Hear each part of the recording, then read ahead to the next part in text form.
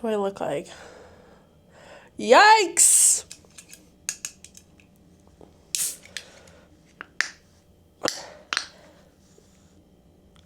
Oh my God.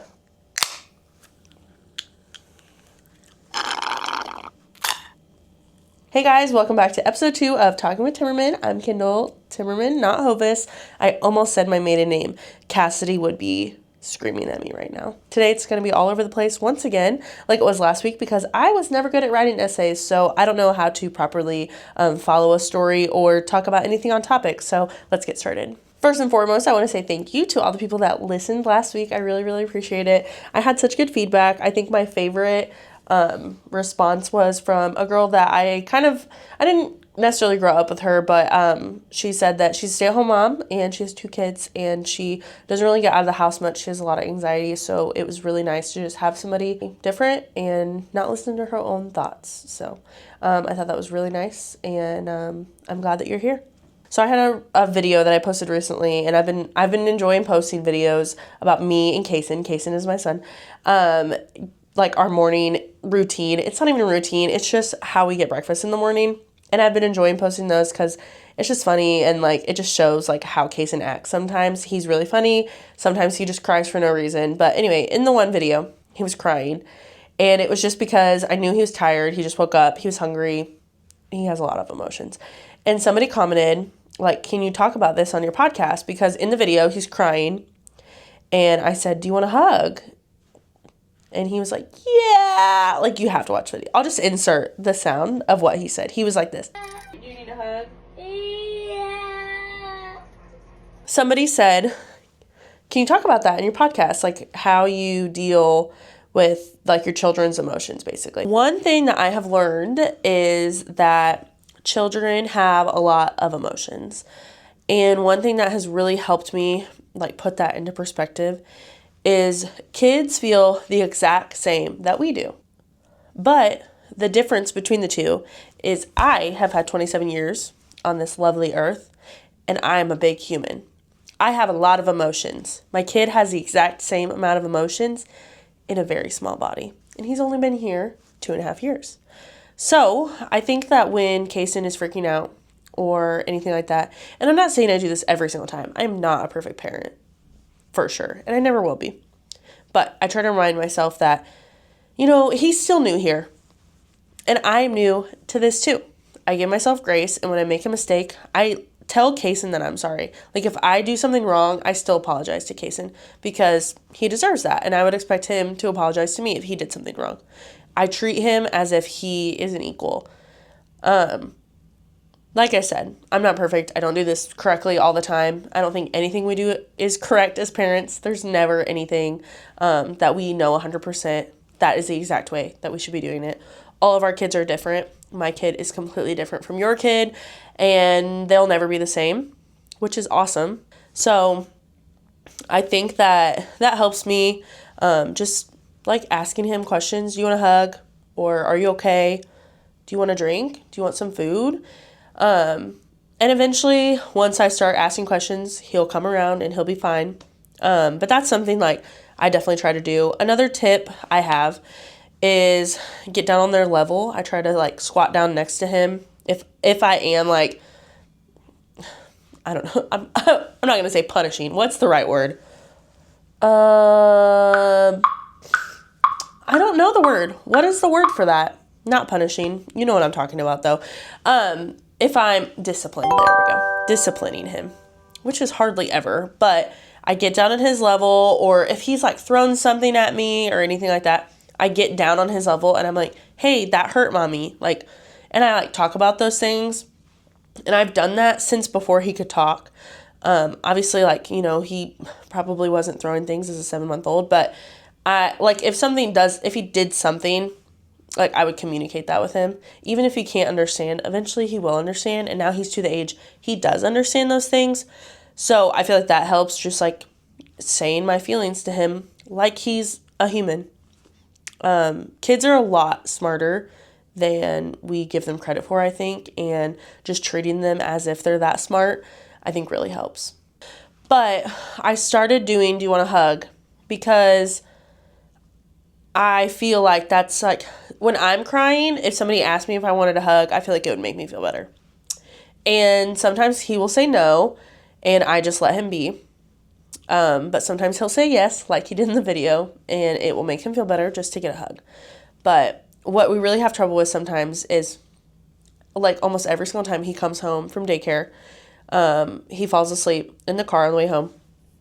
And when I wake him up to go inside, he is so upset. Like, he is unconsolable for like 20 minutes. And honestly, what I do is I just let him be. If he wants to cry, that is totally fine. I put him on his little mini trampoline, or I put him on the couch, and I just walk away. Because I cannot help him in that moment. If he doesn't want me to hug him, if he doesn't want me to touch him, he just wants to cry. He's so tired. I just let him cry. And I check on him every couple minutes, and I'm like, do you want a hug? Do you want to talk about it? Are you okay? And most of the time it's no. And then eventually he'll get to the point where he starts to answer yes. Yes, I want a hug. And honestly, I think that's just the best way that I have learned to let Kason process those emotions. As he gets older, then I think that I can, communicate a little bit more with him about, why are you crying? Like, what's wrong? But honestly, he's just tired.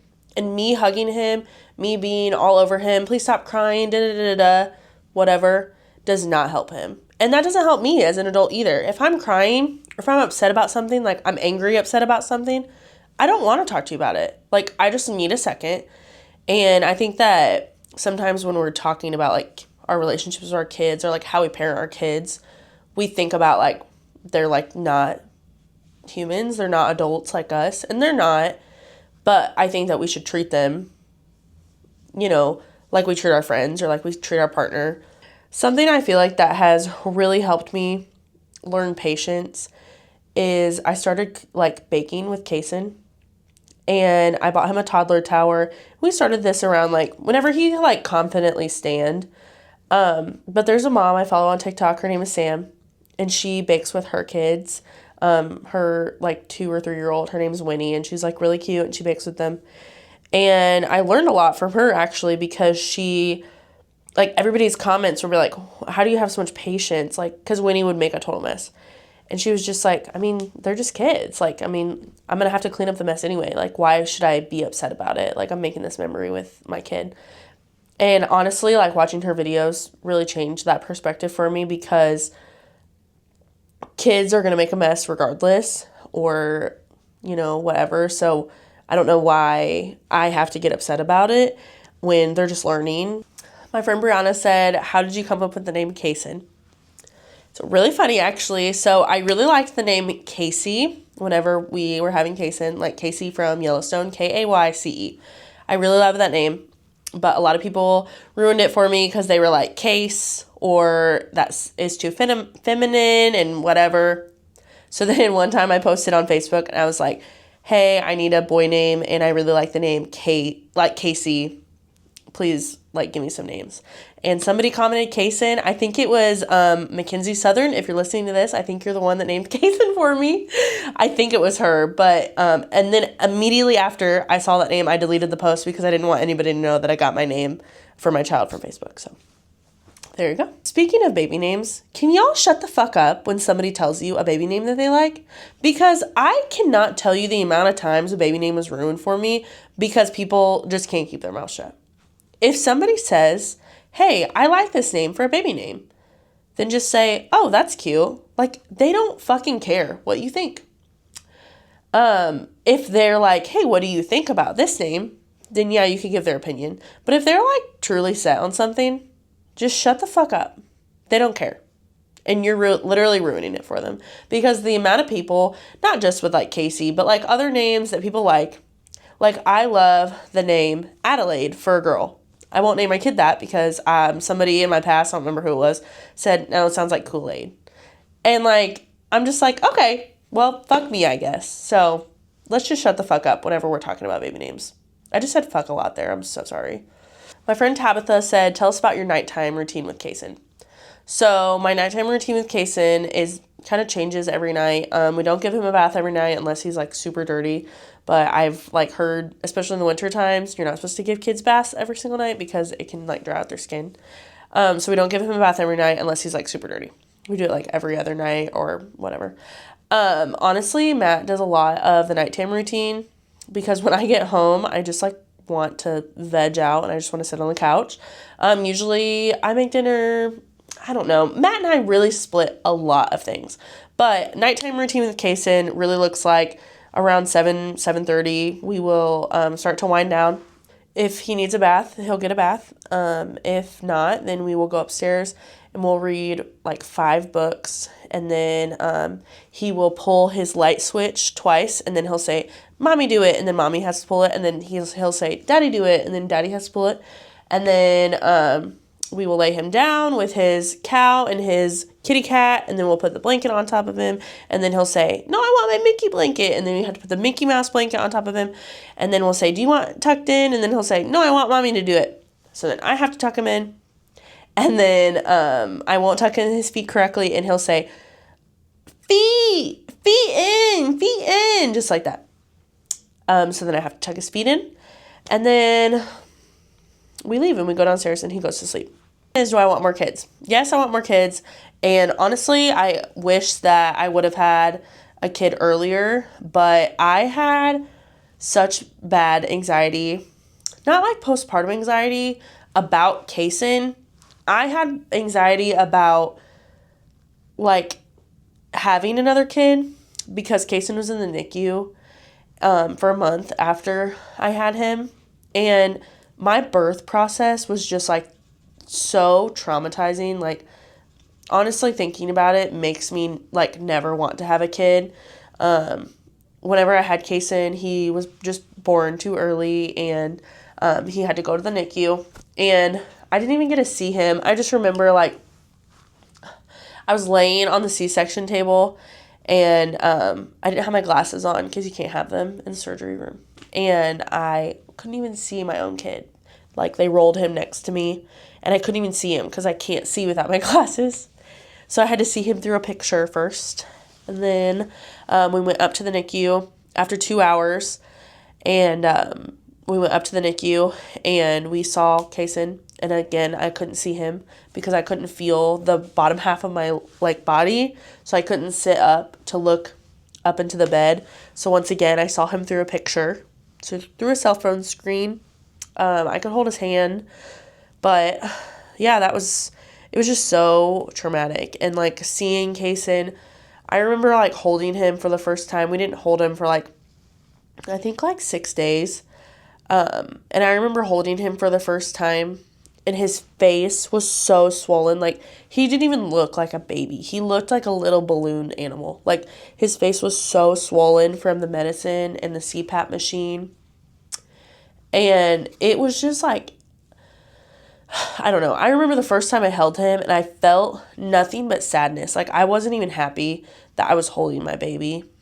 I was just so sad that I felt like I had failed him, when in reality I didn't. But I was just so upset. So for a long time, I knew I always wanted more kids.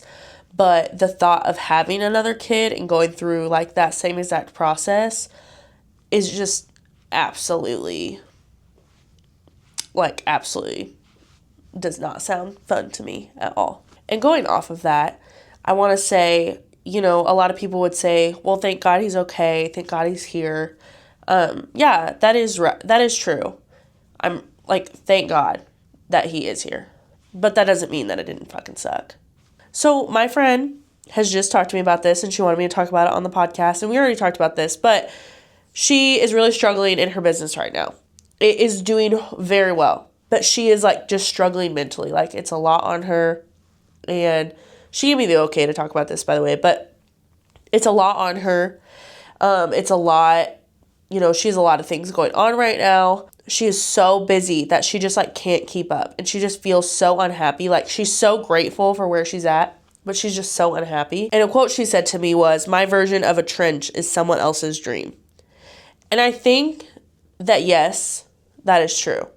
But something I like to remind myself is you can't compare your hardships to other people's hardships. One of my favorite quotes is, just because their ankle is broken and your ankle is sprained doesn't mean your ankle doesn't hurt. And I think that is something we can all relate to, because all the time, constantly, I'm just like, well, it could be worse, or this could have happened, or, at least I'm where I'm at. But that doesn't matter. Shitty things happen in everybody's life. Whether you are the richest man on earth or the poorest man ever, shitty things happen to all of us. And, I think it's important to have gratitude. Yes, it is. We should be grateful for things in our life, and we should practice gratitude. We should talk about things we're grateful for. But you can be grateful and also admit that stuff sucks sometimes.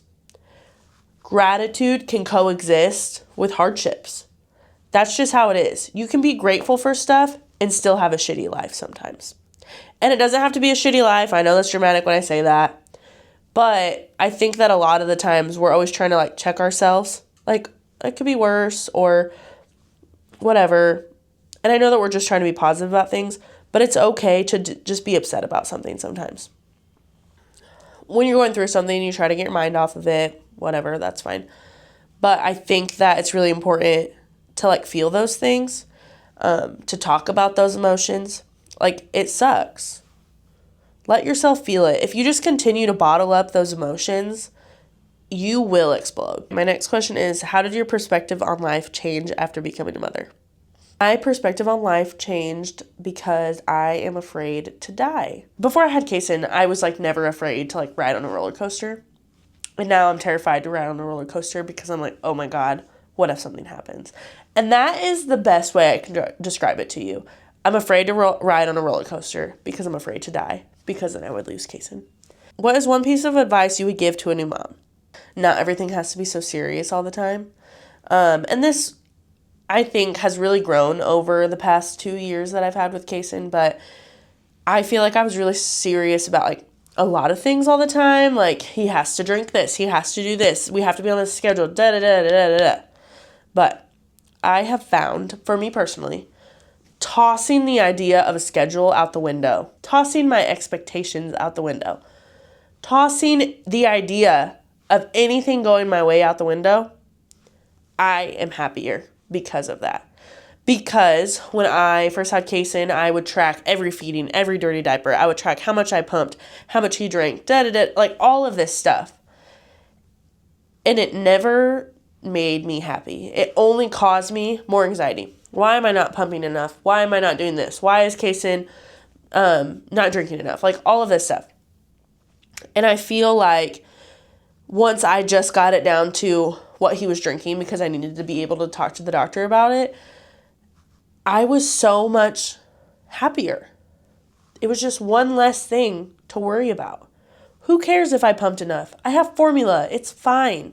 And now that Kason's older, who cares if he makes a mess? I'll clean it up. He'll clean it up with me. It's fine.